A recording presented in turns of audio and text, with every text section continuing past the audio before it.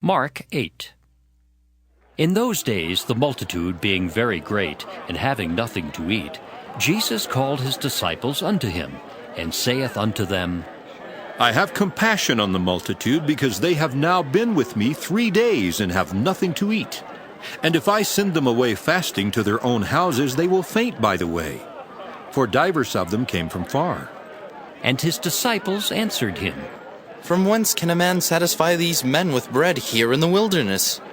And he asked them, How many loaves have ye? and they said, 7.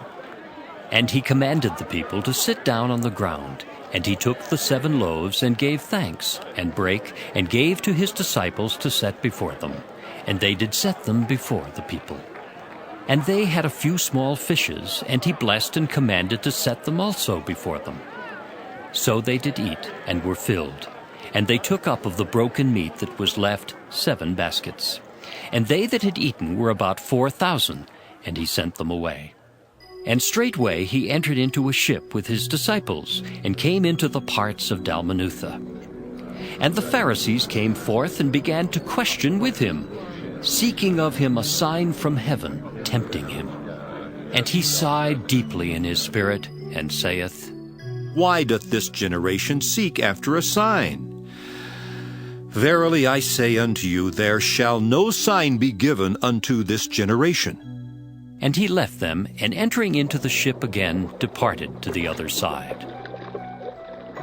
Now the disciples had forgotten to take bread, neither had they in the ship with them more than 1 loaf. And he charged them, saying, Take heed, beware of the leaven of the Pharisees, and of the leaven of Herod. And they reasoned among themselves, saying, It is because we have no bread. And when Jesus knew it, he saith unto them, Why reason ye because ye have no bread? Perceive ye not yet, neither understand? Have ye your heart yet hardened? Having eyes, see ye not? And having ears, hear ye not? And do ye not remember? When I brake the 5 loaves among 5,000, how many baskets full of fragments took ye up? They say unto him, 12.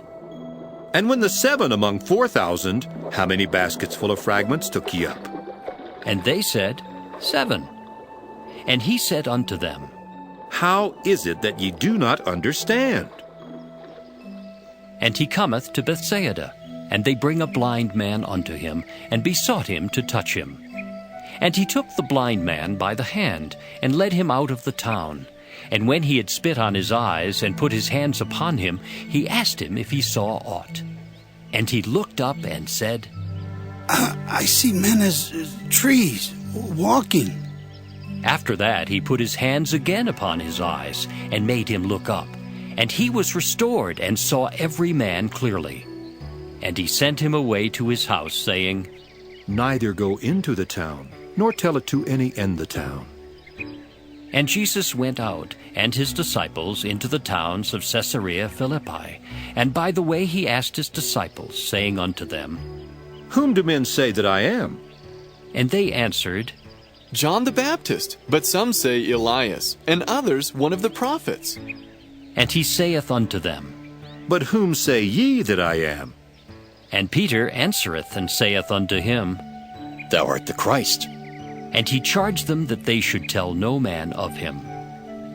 And he began to teach them that the Son of Man must suffer many things, and be rejected of the elders, and of the chief priests and scribes, and be killed, and after 3 days rise again. And he spake that saying openly. And Peter took him and began to rebuke him. But when he had turned about and looked on his disciples, he rebuked Peter, saying, Get thee behind me, Satan, for thou savorest not the things that be of God, but the things that be of men. And when he had called the people unto him, with his disciples also, he said unto them, Whosoever will come after me, let him deny himself, and take up his cross, and follow me.